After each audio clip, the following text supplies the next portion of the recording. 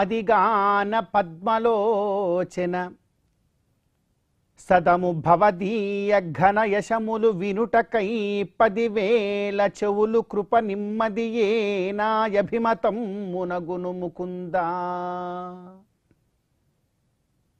కాలగమనంలో పుష్యమాసాన్ని పూర్తి చేసుకుని మాఘమాసంలోకి మనందరం కూడా ప్రవేశించాం. ఈ మాఘమాసం చాలా విశేషమైనటువంటి మాసం. భగవంతుడు ఈ 12 మాసాలలో ఒక్కొక్క మాసంలో ఒక్కొక్క రూపంతో మనల్ని అనుగ్రహిస్తారు అని ఆగమశాస్త్రం చెప్తోంది. చైత్రాదీనాంతు మాసానాం విష్ణువాదీనాం అనుక్రమాత్ అంటుంది. అలాంటిది మరి ఈ మాఘమాసంలో అనిరుద్ధ అనేటువంటి నామంతో భగవంతుడు మనల్ని అనుగ్రహిస్తాడు.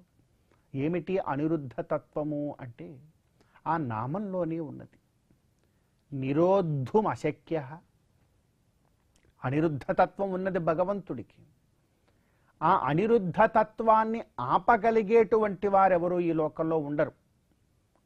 ఆయన్ని నిరోధించలేరు ఎవరూ కూడాను అని ఒక అర్థం. నిరోధన రహిత ఇదొక వ్యుత్పత్త్యర్థం. అంటే ఆయన్ని చేరుకున్నటువంటి వారికి ఎక్కడా కూడా తిరుగుండదు.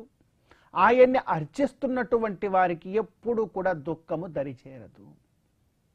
ఇంత చక్కనైనటువంటి అర్థము కలిగినటువంటి నామము అనిరుద్ధ నామం.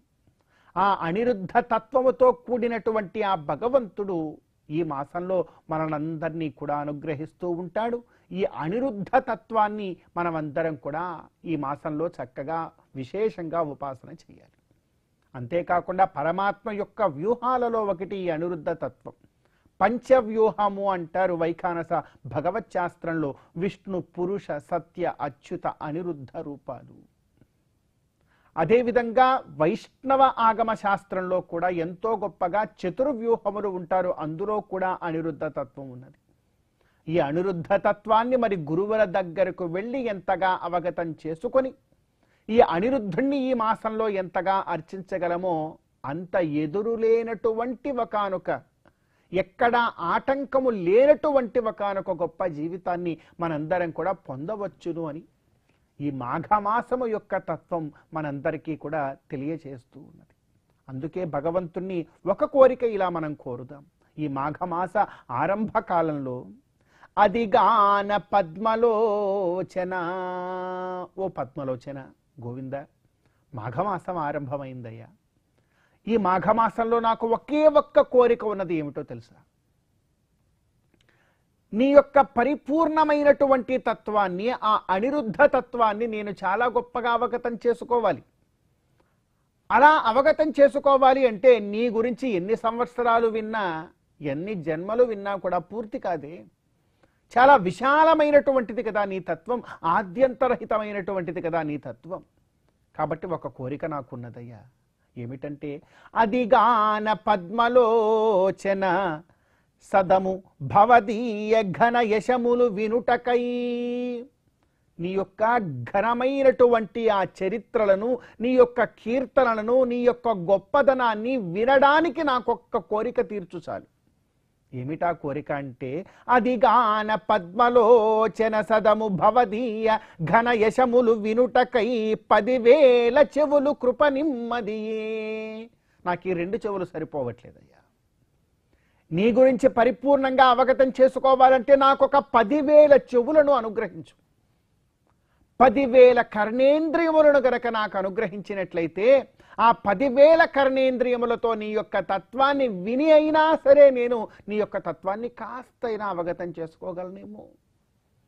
ఈ జన్మలో 10,000 చెవులు ఒకవేళ నువ్వు నాకు అనుగ్రహించి ప్రతి క్షణము కూడా ఏమాత్రము కూడా జాప్యం చేయకుండా నీ యొక్క తత్వాన్ని విన్నా కూడా సముద్ర జలాలలో ఒక బొట్టంత తత్వమైనా కూడా నేను నీ గురించి అవగతం చేసుకోగలనేమో గోవింద.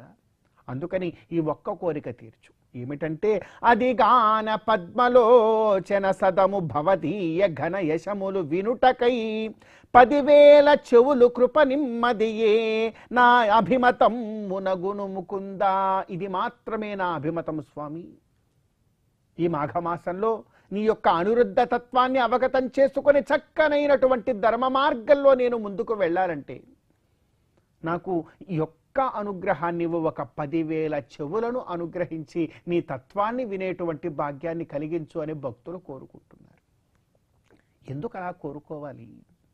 ఎందుకంటే శిశిర ఋతువు ఆరంభమైనది. ఈ శిశిర ఋతువు మనందరికీ కూడా తెలుసును, మనం చిన్నప్పుడే చదువుకున్నాం.